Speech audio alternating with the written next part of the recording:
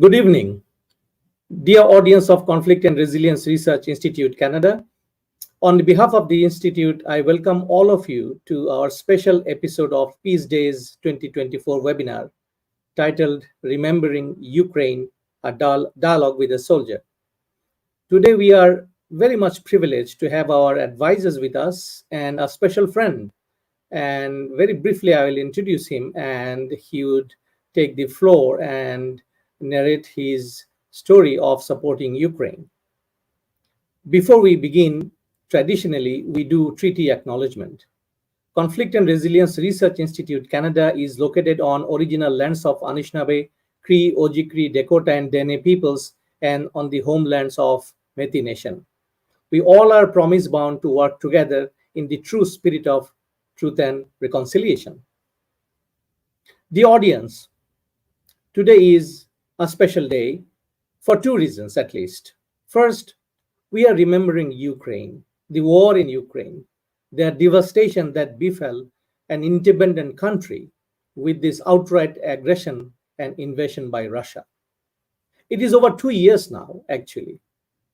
Thousands were killed, thousands and thousands were displaced, children were killed, residences, hospitals, schools were bombed, and all sorts of atrocities were perpetrated against innocent civilians of Ukraine. We all understand the world is an anarchic system and there is hardly any enforcement tool that we have. However, today we are going to present a gentleman who brings hope to this anarchic world system. He brings hope and will show us through his narrative and his photos that still there is hope and we can do together to change the outcome of war. Dear audience, as I begin my moderating session, let me tell you, today we gathered here under the auspices of Peacedays 2024. Peacedays is a space that's been created to promote and inspire understanding, goodwill, and compassion locally, nationally, and internationally. Peacedays support and motivate people who want a culture of peace and compassion, encouraging conversations and relationships that will inspire action, commitment, and the promotion of positive peace and peace literacy. Peacedays events and venue participants are connected to the Rotary Club of Winnipeg Peace Builder Committee, volunteers, Rotarians, and friends. The audience, we are also privileged to have with us David Newman and Mr. Gary Senft, with both are our advisors to Creek and also co-founder of Peacedays that we are celebrating today. Peacedays was formally launched in 2010. And over these years, this movement has created young people and people like me, those who are at the verge of crossing middle age in that threshold, who are motivated to contribute each year to do something, to say something. This year, Conflict and Resilience Research Institute is participating with this special webinar, and on 19th September, screening of a documentary film, Pain and Peace, in University of Winnipeg, Eckhart Grammaty Hall. Please do come and support Peacedays activities and campaign. The audience, let me now switch to our special guest, and it is my privilege to very briefly talk about his bio. So Mr. Peter, after several years of post-secondary science studies in Canada, he quit university and joined the Canadian Armed Forces in the infantry trade. This is where he found his true calling. Moving from military to policing was a natural progression, and after 34 years of combined service, he retired.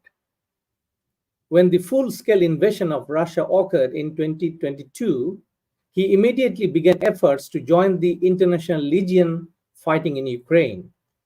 He left for Ukraine in the summer of 2022 with 900 kilograms of aid intended for frontline soldiers that he had collected before leaving. He spent 1 year in Ukraine, which brings us to this evening to discuss those experiences. Dear audience, it's my privilege to present Mr. Peter. Peter, go ahead, sir, floor is yours. Good evening. Thank you for the honor of speaking to the intellectuals and the people who have, especially if the name is going to be Peace Day, because unfortunately we want peace everywhere in the world, but sometimes you actually have to fight for the freedom to live peacefully, which seems like they're two total opposites, but unfortunately, that is the way we haven't evolved enough yet to find where we don't need conflict, whether it's in your own country or globally. So thank you for the introduction. I think maybe what I'll do is give you a little bit of my journey of how I ended up there. You know my background, but what was the journey to get there? When I applied to the Ukrainian embassy, as President Zelensky asked people with the skills to come and fight the invasion, I applied to the Ukrainian embassy in Ottawa, as did others. And after a lot of time spent on that, they told me I was too old. So I told them that I had a significant disagreement with them. And I said, in one way, it's very unfortunate that we send our young to battle, and they haven't had a family, a career, a wife or a husband. And I thought, well, why would somebody who's already had that? I had a great career. I have a great family, still do. And so I was very resistant to that. So in the end of several months of delay, I just said I was going to go by myself and not have any path set out for me. I was going to just go there and wing it, you could say. Before I left, I leaned on some friends who I thought I'm going to take an extra couple of suitcases with me of aid.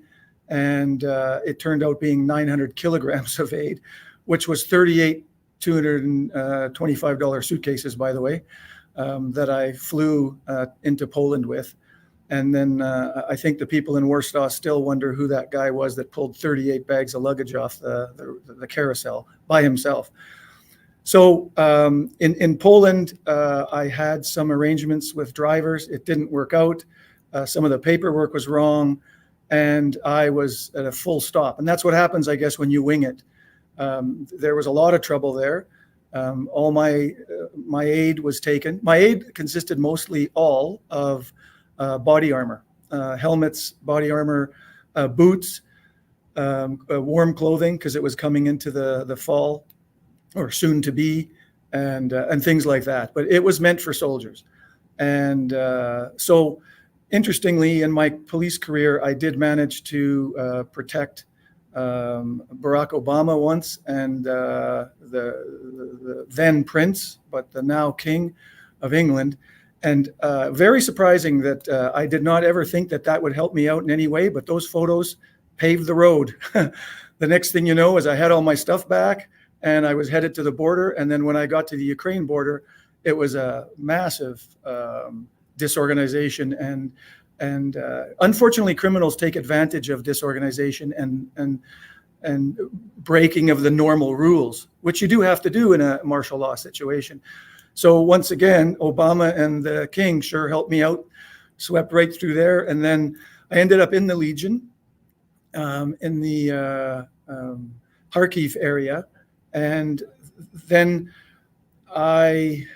that wasn't the place for my aid and my skill set, because a lot of the soldiers there, or nearly all the soldiers there, were like me. They came with their own equipment, their own training, and their own, they didn't need helmets and body armor because they came there with it. So that and some other reasons combined, I left and found a colonel in charge of the armed forces of Ukraine, who had his own brigade. And he took a big chance on me. I was the first and only, up till that point, foreigner that joined a group of 3,800 Ukrainians. And there, I ended up as a frontline soldier. And maybe I can ask Kauser to post that photo of us in in some of our living quarters. That's a bunker that's a 90-degree angle called a blindash in Ukrainian, and it was where all those men lived in that one space. It was very cramped, but of course it protected you from missiles and artillery. So from there, I move on to the actual job of doing soldiering work. And then my skill sets came to fruition, I guess, regarding training. There's two aspects to training. You need to know the material. And many people think that's the end of the story. You just need to know the information that you're trying to convey to somebody who doesn't know it. But there's an entire separate skill set that's vastly different, that how to teach that material to somebody. So you can be the best soldier, but you can't teach. Or you can be a phenomenal teacher, but you don't have the skill set that the people need to learn. So I think as I worked with my soldiers, I think it came to light that I had both those skills. So we worked together with the Ukrainians, and then maybe if you could show that next photo, which was the one I think that you used on this advertisement. And those are my team, and they were, and for any Canadians that are listening, they are so respectful, and the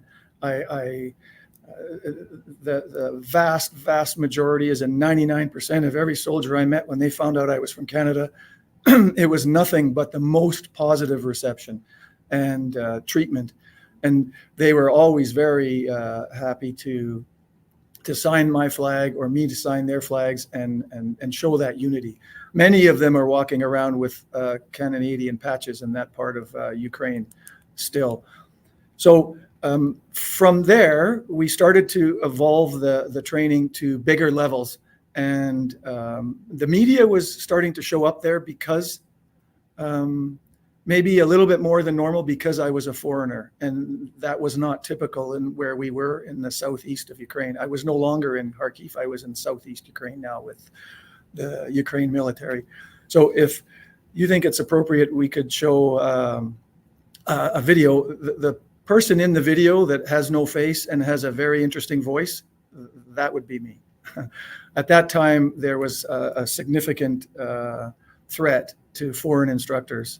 And so they protected my identity all the time when there was any media. So if you watch that video, it will give you, and there's lots of other people in that video too, but it'll give you an idea of the area where we worked and what we were doing.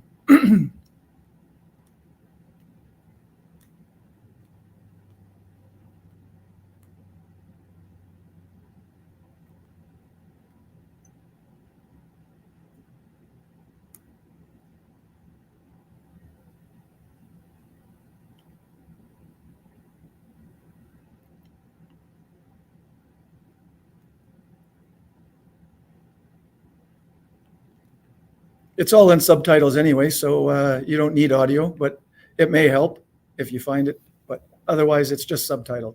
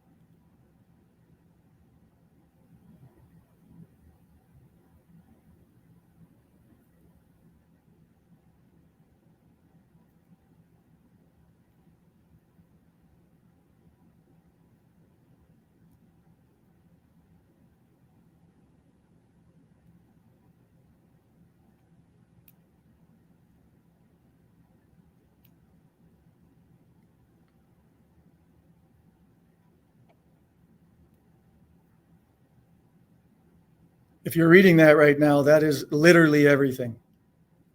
I'll make a comment about that when this is over.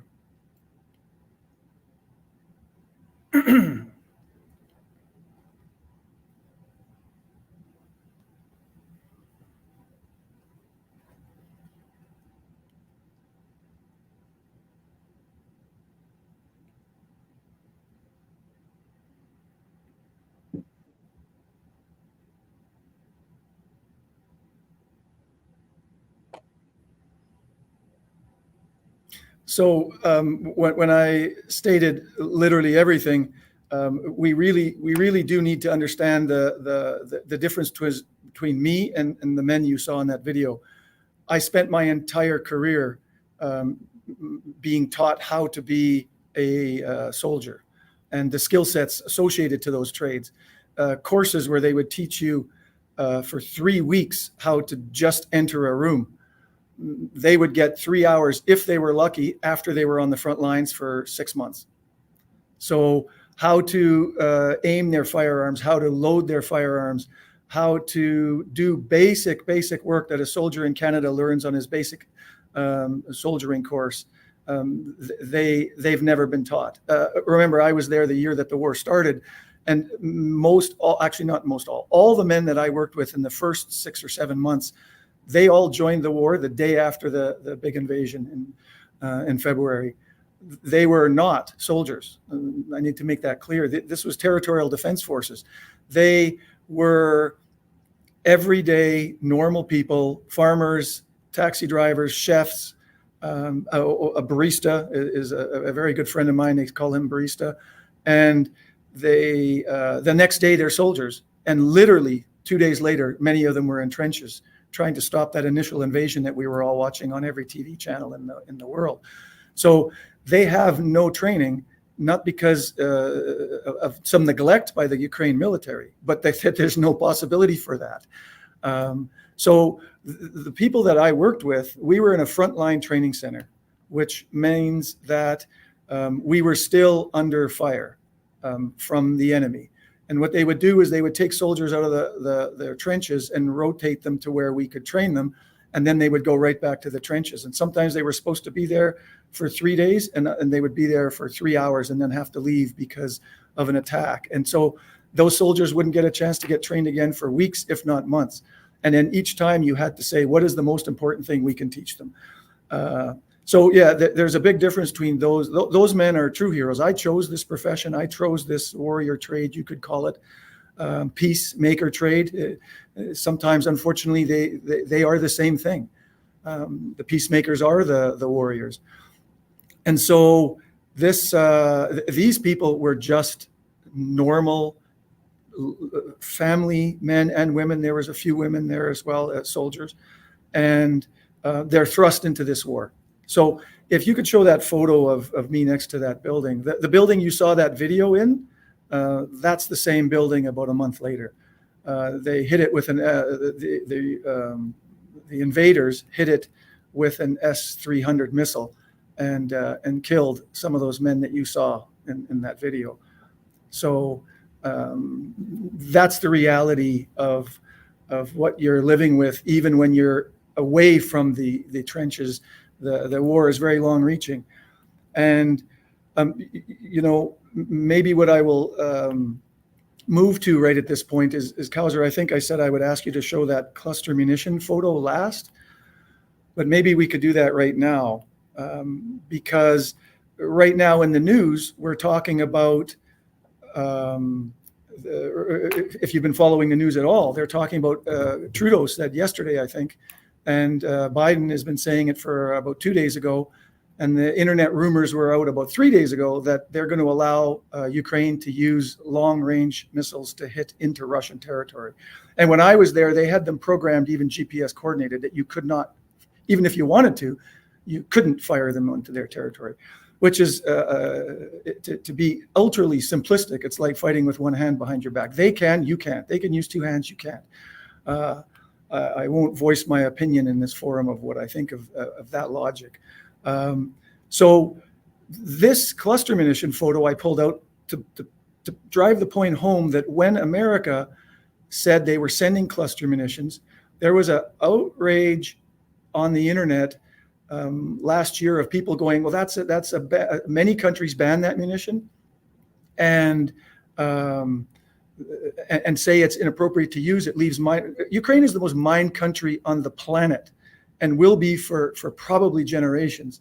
These cluster munitions are but a drop in the bucket to that. And they are being used in military positions. They're not, the Ukrainians are not raining them down on their own people. That's the Russians doing that. And so the reason this picture is important is because when I saw the outrage, and it was a Russian outrage, they were saying, you're escalating, we're going to push the button. And America and NATO is escalating this war. How dare you use cluster munitions? And that thing landed in our position 3 months before that. So, and that's not news to anybody. If people dug into it, Russia's been using cluster munitions from day one. There's a very famous video of it landing in a train station and killing many innocent people trying to flee the war of a cluster munition. So the hypocrisy that government espouses to say, how dare you give Ukraine cluster munitions, that we're only allowed to use those. So this photo was supposed to demonstrate that, that hypocrisy. So if we go to the photo of let's call it the reward of working together with Ukrainians, this was a very humbling moment for me. We got called out of our positions, out of our bunkers. It's not the safest thing to do. And we lined up and I had no idea what it was for. I hadn't seen no gathering like this before. This line that you see behind me is much longer than that. And then there was a delay. And so we sat down and we waited and we waited and we waited a full hour. And then all of a sudden we got told, okay, stand at attention. The big boss is coming. And then incredibly humbling when it was all for me and very embarrassing. And they called me forwards and they promoted me and they gave me some acknowledgments from the legislature branch in Kyiv and then a military medal. So which hangs behind me there on the wall. And so that to me was the culmination of all that work. Thank you for the photo, Hauser. That was the culmination of all the work and the teamwork, because in Ukraine, like I think anywhere in any society, there has to be a credibility building process. And that credibility was built slowly. There was no red carpet rolled out for me. The colonel sure did that, but not the colonel can say, this guy is joining our brigade and be good to him. But that is not what happened. I had to earn the respect and the cooperation of the soldiers from the bottom to the middle ranks, to the sergeants, to the lower ranking officers. And that day when that ceremony happened, that was the culmination of the true where we really started to make a difference. And that day, what happened with my new rank, I then stopped training soldiers.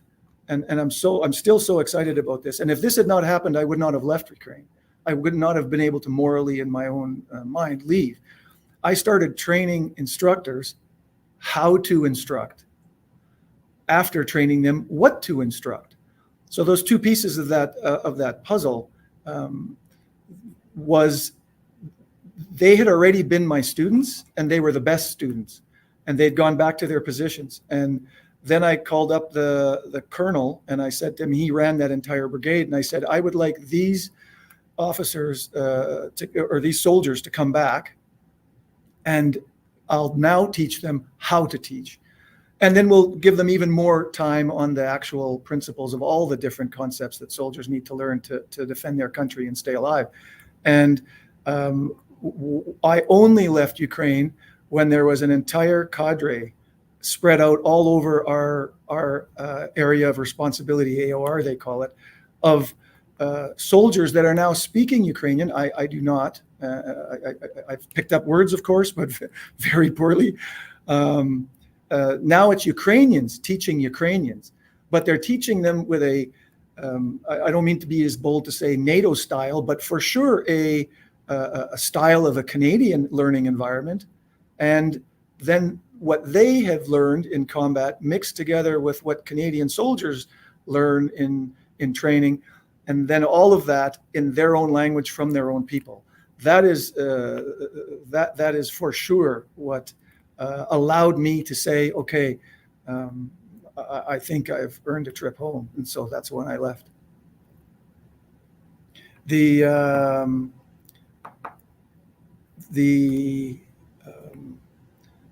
Many of the soldiers that you see in those photos, especially the ones with the flag, they're all dead. And if they're not dead, they are.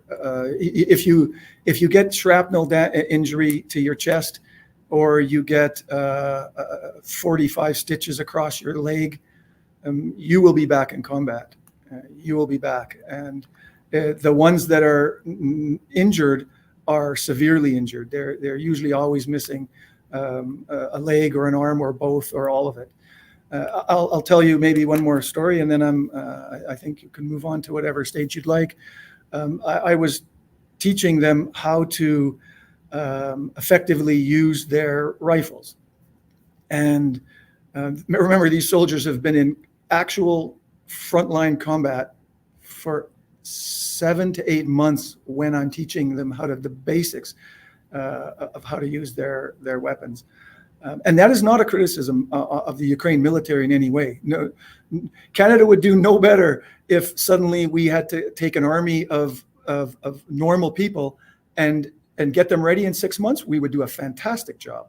Get them ready in 16 hours, we would be the same. So this is not a criticism on the Ukraine military or government whatsoever. So I had told him to perform a certain function, and he was supposed to do it with this hand, not the hand on his weapon. And he didn't do that, and I was frustrated, and it was very cold, and I thought maybe he has his fingers rolled up inside his gloves because it was very cold, and we did not have the greatest equipment. And so I told my translator, please tell that guy, come on, listen to what I'm saying. He's doing it again wrong. And my translator went up to him and, kind of used very strong language like soldiers use and said, come on. And he just pulled off his glove, and he had no fingers on his left hand, just a thumb and a couple of stumps. So, I mean, what a slap in the face that was to an arrogant, ignorant Canadian about the warrior spirit that those people had. And this guy was for sure in his 50s. So that's the spirit of those people who want to be, and you know what they would say to me all the time? I want to be like Canada. We just want to be free and live in peace with a non-corrupt government where we can have elections and decide whether we want to trade with the Russians or trade with the Europeans. We can decide that as a people. We so much take for granted the democracy and the say that people have in our countries and the peace that we have in our countries. That of course the people probably listening to this really understand that, but our goal now is to make other people understand how fantastic we have it here in this country. So as far as that goes, Kauser, that's it. Thank you very much, Peter. What a narrative! What a powerful narrative, actually. And our audience, I am sure, they are benefited listening from you, because it's really difficult to understand what goes on the battleground, and how wars are fought, and for what reasons people fight to death to defend their motherland. And I think through you, through your narration, at least we have had the glimpse of fighting a war to save a country, to save your family. And I think yeah, who told, I can't remember it right now, but it is essential, as you rightly told us today, that it is defending one's family is first and foremost, and the country itself. And this is why we still see that Ukraine is so resilient. And definitely in the question and answer session with our advisors and myself, we'll engage Peter to listen more about his ideas of ending this war, how it might end, and what lies ahead for Ukraine after the war.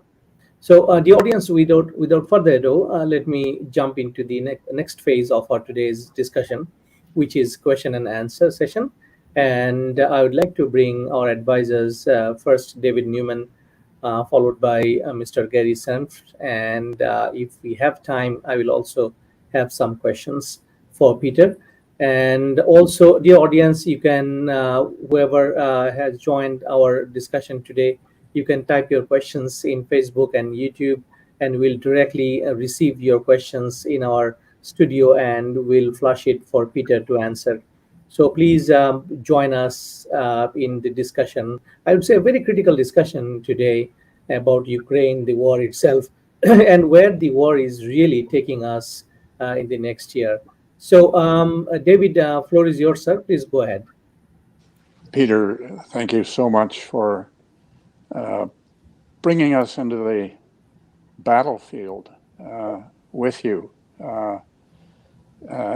You gave a firsthand, a Canadian experience in the defense of Ukraine.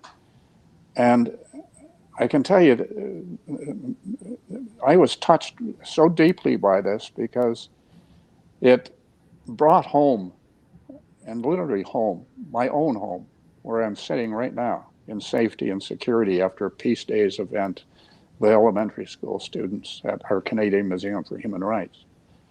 And I just think, what if we were invaded from the north or from the south in Canada?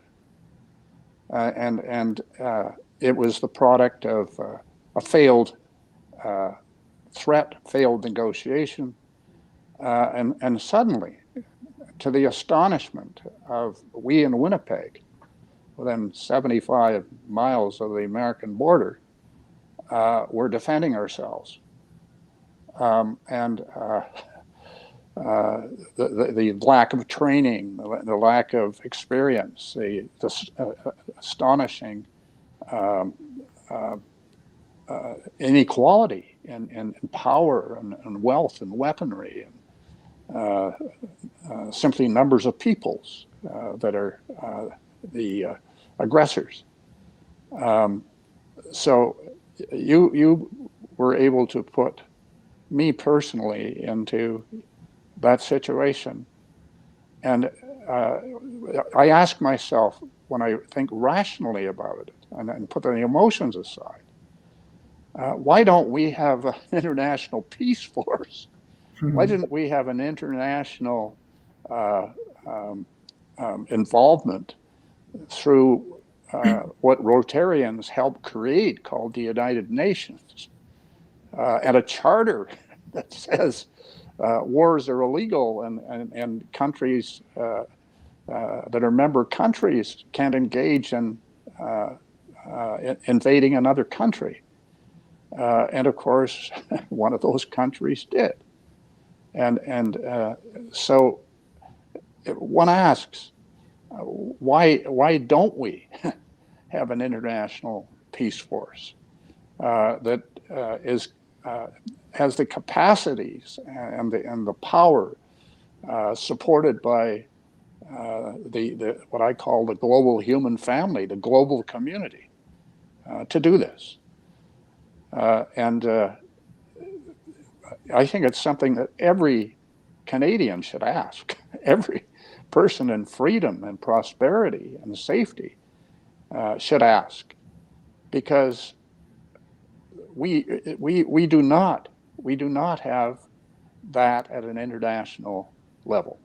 So my question to you, first of all, is a personal one, and that is, do you have a continuing communication with these amazing civilian defenders in Ukraine that you became a comrade with? You became a part of the defense together. That's my first question. Every day, and dozens. There's not one day I don't get a message from Ukraine, and in a week, it would be average at least 12 different people. The famous book and then the famous movie Band of Brothers. There's a bond that you have. Even as a police officer, well, not even, of course, as a police officer, there's a bond that you develop with your partner and the people that you work with. The more dangerous it gets, either the further apart you get or the closer you get. And there's nowhere to go in combat, and so you get closer. And that's where you should be. And so, yes, those soldiers that I fought with there, those are lifelong relationships.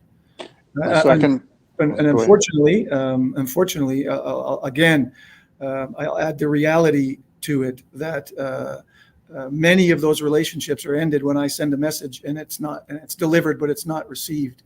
So Signal will say message sent to the server, but not downloaded to the phone, or downloaded and never read. And I know exactly what that means. They're dead, and so that is crushing to go through. But yes, your second question. It's really a follow up to this one, and then I'll give Gary a chance and Kaiser, and maybe we can come back to the big picture stuff, which seems pretty irrelevant right now when we have a failed a system worldwide that lacks capacity.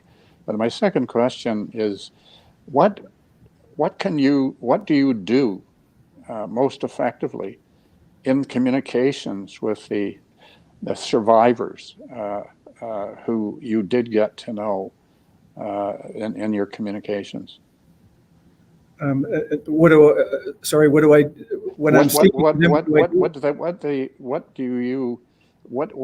kind of support can you give them? What do they absolutely need most from you that you give them? I like to be very direct and like to answer questions very directly. So I hope that this answers your question. How did I communicate with them? You might mean when I'm here now, but actually I'm going to take us back to Ukraine, where I was a Canadian. I was a Canadian. I was polite and respectful of their traditions and their mannerisms and the way they live. It is different than here, for sure. They don't, sarcasm is not something that goes over very well, especially when your translator doesn't know how to translate it, and jokes. And so I walked very carefully to be respectful. And I think Canadians are known for that when we travel, that when in Rome, be a Roman. When in Ukraine, I tried to be a Ukrainian. And there was a point where I said, I'm not being a Ukrainian anymore. I'm going to be a Canadian who's going to lay this out right at their feet. I said, if you go back to your blindash, those bunkers that you saw us in, and you eat and be merry with the men while you're off duty, and you're not on your little bit of your bed where you get that little piece of parcel, and you're not practicing magazine changes and cleaning your rifle, I'm not okay with that, because you're going to end up dead because of a stupid reason. And I wore my body armor all the time. When many of them said, why are you wearing your body armor? There's been no attacks here. And I said, well, when the first attack comes, I promised my wife I wouldn't die stupid here. And so if I get killed, I get killed. I understand that, but I won't die stupid. And to me, when I started to really care about them is when I told them the truth. And I said, I don't mean to get any political environment going here, but they don't wear seatbelts there. Like they just don't wear them at all. Before the war, after the war, they just don't wear seatbelts and they die. And that to me is a stupid way to die. And so here's these guys who survived, 4 soldiers who I knew, who survived horrendous, life-altering conditions in trenches, the most evil the human, and they died because they hit a tree and they're not wearing their seatbelts. And I got angry. I got angry at my cadre and my group. And there was a lot of swear words that I did learn in Ukrainian, saying, "What are you doing?" And it came from everything. It came from smoking, drinking, eating. The life expectancy before the war of a Ukrainian is 65 years old for a male. There's a reason for that. And it was before the war. And I love those guys. And so I started to tell them, listen, wear your seatbelts, wear your body armor, practice when you get back to your blindage, practice your magazine changes, practice your tactics. When you're in a safe place where you can be outside, practice covering and moving and practice trench cleaning. Every building you go into from now on, look at it from how do I cut this corner so that if there's somebody on the other side trying to shoot me, he can't. That's the way your brain needs to be in combat all the time. And because I wanted them to survive. So that's how I contacted. That's how I spoke to them. I wanted them to survive. That was my objective. And by the time I left, I was a far different person than when I got there in regards to how I got that message across. In the beginning, it was honey and nice words. And at the end, it was brutal honesty about death and destruction and you'll die stupid. And they all learned how to say that in English. When I left, they went, we don't die stupid. That's what they said to me. So wow. I hope that's a fair answer to your question. That is an incredible, powerful answer. And my late father was a captain leading the invasion or the regaining the liberation of the Netherlands. And he died at age 65. And when he died, letters came in to me, his son, that were from people that were in his infantry unit. And what they said, which was a common theme, is we hated him when, as a leader, because he was so demanding of us. He required us to shave in the morning. He required us to dig trenches deeper than they should be. And they said, but in hindsight, we love that man. He saved our lives. Yeah. And that's what you were doing. So thank you. You're welcome. Thank you, David. Thank you very much for the very enlightened discussion. So, Gary, if you kindly take the next questions. Thank you. Good. Thank you very much, Peter. It's really wonderful to meet you here. You started off when we were talking, sort of feeling that maybe you were incongruous with the work of Peacedays. You know, you were saying my story is really a story of war, but your story is a very important story. So what Peacedays seeks to do is get the voices out, the dangers and damage of wars, or whether it's nuclear weapons or other existential threats that we have. In order to be strong and peaceful, we have to be strong. Mm-hmm. And in the circumstance where you found yourself compelled to go, it was, in my humble opinion, because it was a just defense. So in other words, it was unprovoked aggression that has brought Ukraine to have to fight for its freedom. And you recognize that. And I'm sure you found that compelling. So in other words, you didn't, you're not a mercenary at all. You're not someone that would join someone else's fight if it wasn't an important fight. So for that, we'll stop and just say thank you. Right. And, in Canada, we have a strong bond with Ukraine. And so, Canadians are looking for what little actions can I take? What can I do to help in this situation? So if you have any gems of, like you, for example, mentioned, you took over with you tactical body armor. I found that interesting because when the war started, I immediately went to a company in Winnipeg here called Urban Tactical and said, what do you do with your body armor if it's come to an expiry, for example, for the police force? And I know that company sent over a lot of body armor that it had gone through a process. So is there any things that you can think of, even writing letters to Ukrainian families or something? Is there, what acts might some Canadians be able to do that in some manner might have some resonance? And that it's a hard question, but if anything comes to your mind, please feel free to share it. And again, I like to always be incredibly specific to my replies, and I think if I was going to do that for your question, I would not have a lot to say on that in anything specific, and I should because I've been asked that question before, so I should have a better answer, but my mind does go to many.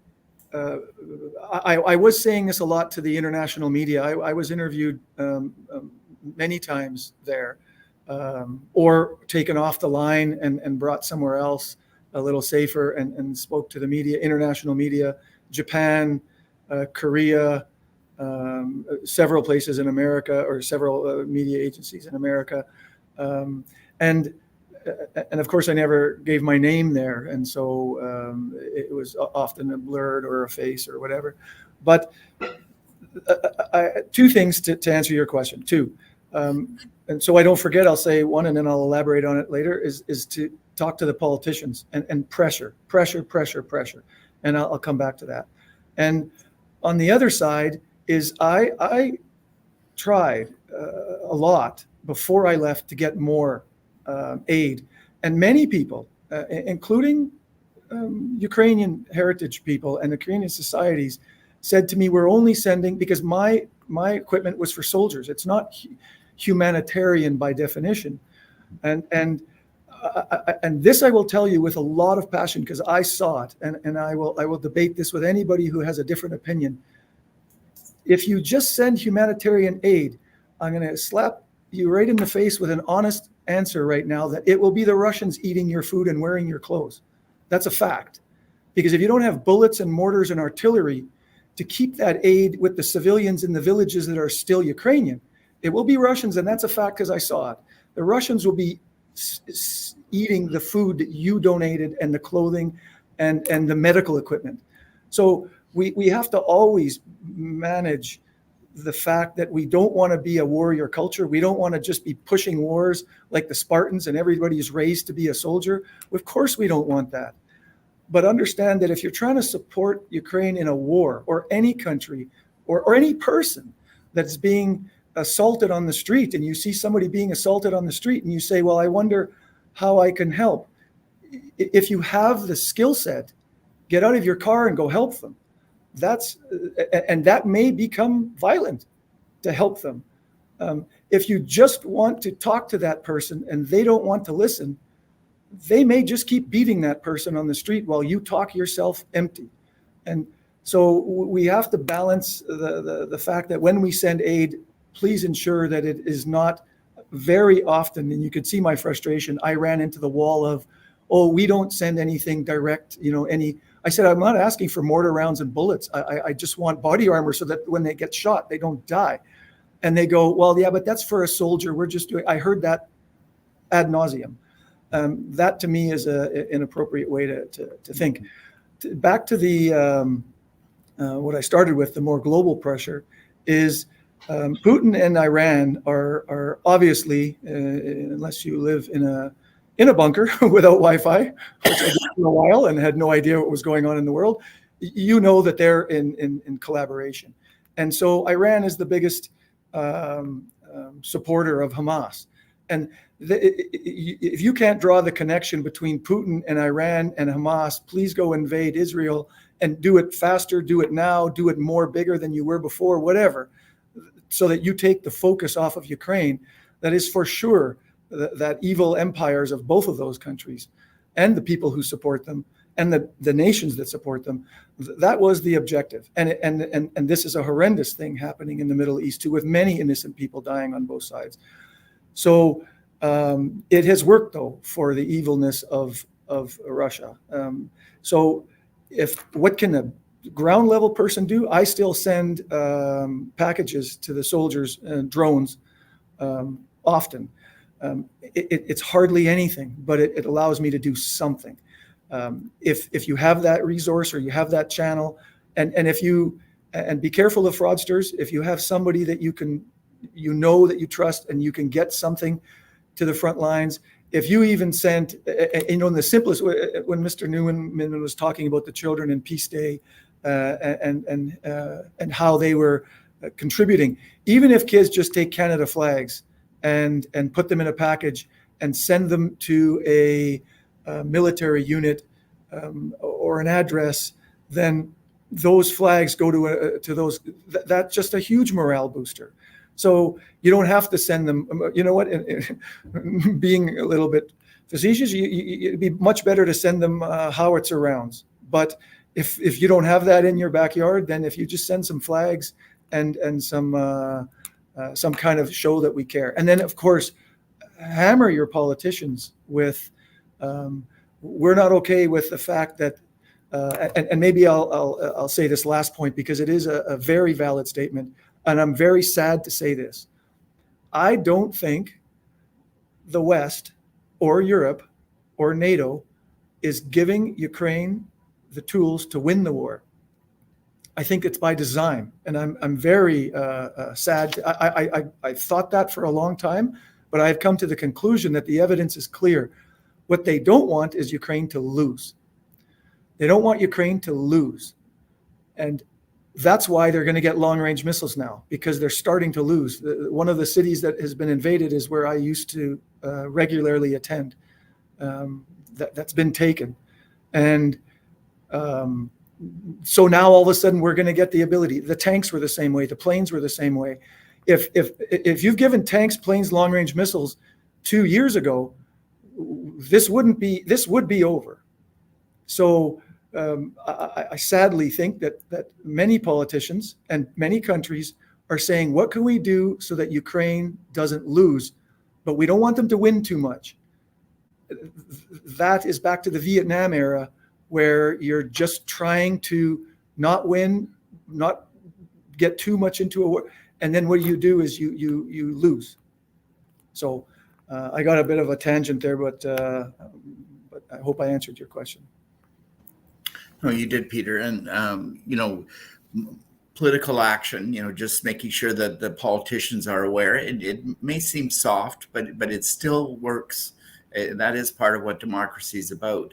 So I think that those are strong, good words to really stay on your politicians, whether they're in power or in opposition. They can make a difference and they can bring things to light. And, your idea of, a simple thing like kids getting together and getting a flag package together, that's doable. And it's up to others to think of what steps they can take. And, there are lots of steps that aren't obvious. Like there's a group of Canadian lawyers working with Ukraine lawyers to try to figure out what can we do to help you. And so they've done a lot of work on evidencing war crimes. How can you do that? How do you do that well? Those are all very laudable acts. And David had referred to the fact that, why don't we have peacekeepers anymore? Well, Kauser, you know so much about the peacekeeping history. There just is not much going on that front. I think Canada probably has something like 30 peacekeepers or some number that's incredibly small that most Canadians wouldn't even believe. But those are difficult things. I think we have to work on our institutions. And but should we lose hope? I would say you're starting to see the International Criminal Court actually coming out with some actual real outcomes. Now we have to work on, how can they actually create accountability? Those are longer term things. But I just, your message is encouraging to keep the fight going and, support Ukraine in any manner that we can. So back to you, Kauser. That's a beautiful segue to Kauser for sure. And I invite Kauser to speak about the whole concept of a UN peace force. that has capacities and resources to prevent these things, but when they do happen, to deal with them. But just my final comment, inspired by what Peter has said and Gary, you've elicited, is we've really had enough of win-lose by war. And what we need is we all win approach. And we all win approach is global security for all. And that is the reform of the global legal system and the need for effective, enforceable international court of justice and international criminal court that every country in the world, including the United States of America, belongs to and supports, because they're not even part of the organizational, let alone the party support for these incredible institutions. But Kaiser, I'd love to hear from you with your experience as a retired lieutenant colonel and a UN blue helmet and all the experience you've had. Thank you. Peter, I will get back to you before I close in a part, what we call the last thought. But before that, let me answer David's very poignant question, that what about having an international agency to stop war? And especially given Canada's, pioneer role in UN peacekeeping right after Suez Crisis in 1956. Actually, as all of you are aware, that Canada was the founder of the concept of peacekeeping operations, and we also, I mean, our Prime Minister at that time won the UN, the Peace Nobel Peace Prize. So, but somehow this model has been abandoned by Canada after 90s, I would say early 2000. Especially, we have seen a very sharp decline in of Canada's participation with regards to troops and other logistics to the UN after the global war on terror was launched. And Canada was put in a dilemma after the 2001 Afghanistan invasion, followed by 2003 Iraq invasion number 2, because on the one side, America was pushing Canada to understand that their role is more effective and befitting within the NATO framework. And NATO, as we all understand, that is a military alliance. It's not a peacekeeping alliance or peacekeeping activities. Although NATO has participated in some of the token peacekeeping operations in the past, especially in Macedonia. So this is the situation that Canada found itself after 2001, and there was no improvement. Although there was a glimmer of hope when the Liberal government first came into power after 2016, Mr. Trudeau and really promised, and at that time Mr. Harjit Sajjan was the Minister of Defense, that they would increase budget and other stuffs. These are never had been fulfilled. And also, audience, some of you might not know that Canada was also the host of first UN peacekeeping training center in the world. And this is also gone because it has been put out of action because of not funding anything. On a last note, to answer comprehensively what we see in the future with regards to peacekeeping operations, I don't see much progress with regards to peace intervention, because, as you know, according to Chapter 7 in the UN, the peace intervention, whatever takes place, it is really difficult. The reason is that no member country will risk their own troops into war.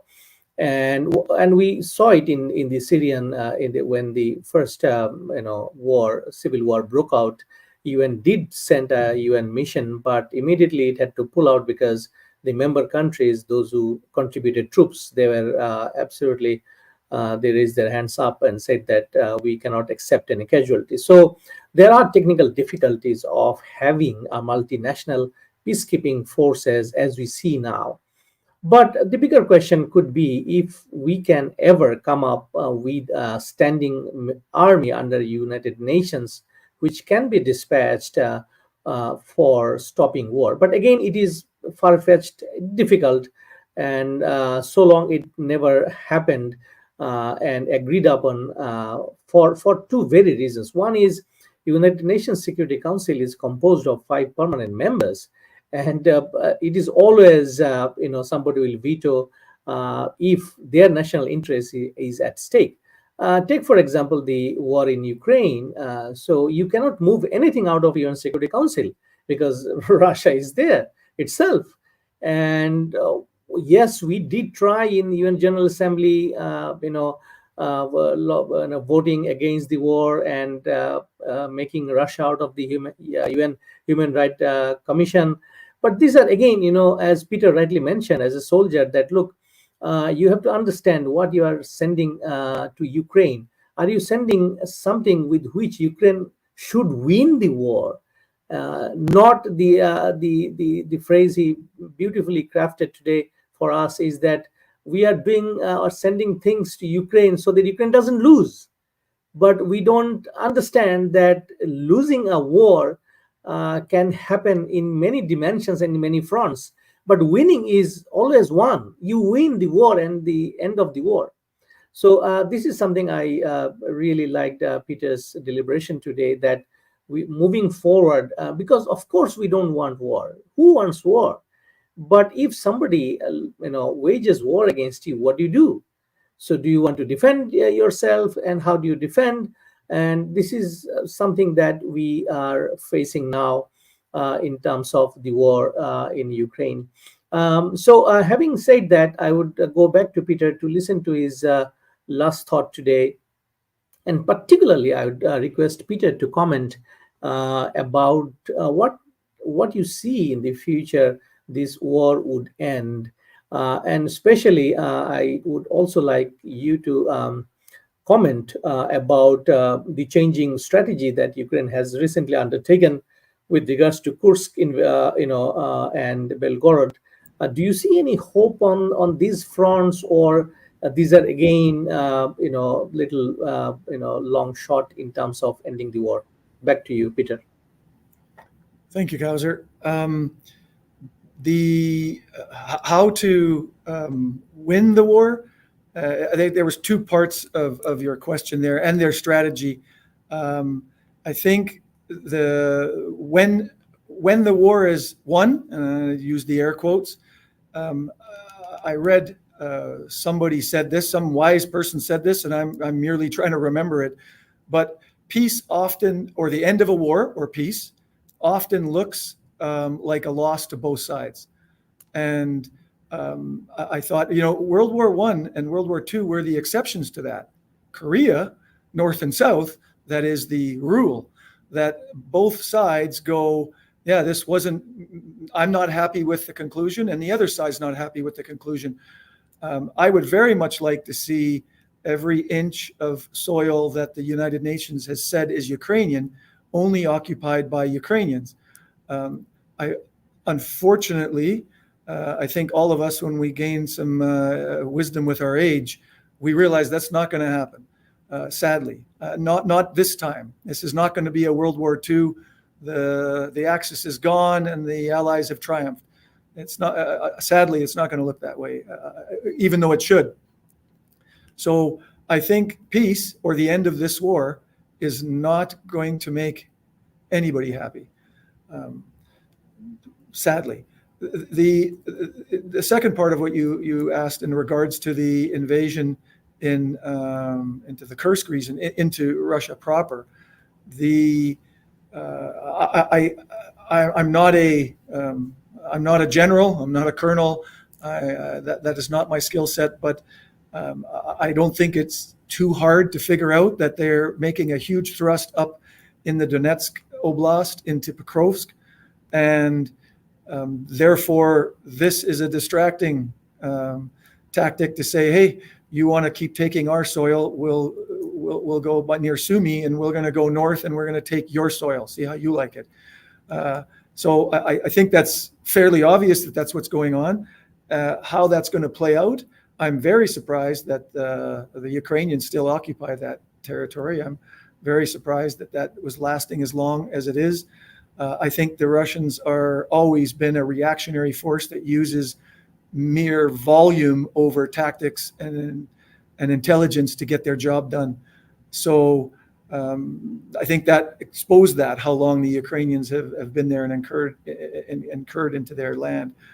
So how that will affect the long-term solution to this, I don't have the skill set to speak to that. So I may have an opinion, but it's not educated. So therefore, I won't voice it. Thank you. Thank you, Peter. Thank you very much once again for your very humble response to, I would say, a very pointed question. And apology for that. But I think most of us are still wondering how this war should end. But of course, I do hear the presidential debate, and one of the candidates claimed that it would end within 24 hours of his election. However, today, dear audience, as I close this session, as I said, it's a very special session because my friend Peter was there on ground. Unlike three of us, we were here and we tried to raise awareness and other activities through our means, whatever we could mobilize. But Peter is an exceptional character here amongst us who actually went there, spent a year plus time, and contributed physically to the war efforts that Ukrainians are bearing this unjustified burden for over 2 years now. So, on behalf of all of us, I would like to thank Peter for his courageous contribution on behalf of all the Canadians that he thought is morally correct and just. So, thank you, Peter, on that ground. And the audience, stay well and stay safe till we meet each other. And before you go, please do subscribe Crick's YouTube channel so that you can tune in more webinars on Ukraine and on Peacedays. And of course, join us in watching the documentary on 19th of September in University of Winnipeg Eckhart Grammaty Hall. And this is also an event supported by Peacedays. And the audience, Peacedays started back in 2010. It has traveled almost 14 years. Each year, venue participants like us, we gather together various ideas and put forward our efforts to maintain world peace, and as David Newman rightly mentioned, locally to globally. So please join our efforts in Peacedays and visit peacedays.ca website, and you'll have a calendar and you'll see all the events that are being showcased in this year to promote world peace. And as I finally say goodbye, our message to Ukrainians, we are here with you from Canada, and there are people like Peter still working hard every day to support your war efforts, and you are not alone, and we are going to support each other as long as it takes. Thank you very much once again, dear audience. Stay well and stay safe, and please do not forget Ukraine. Bye bye.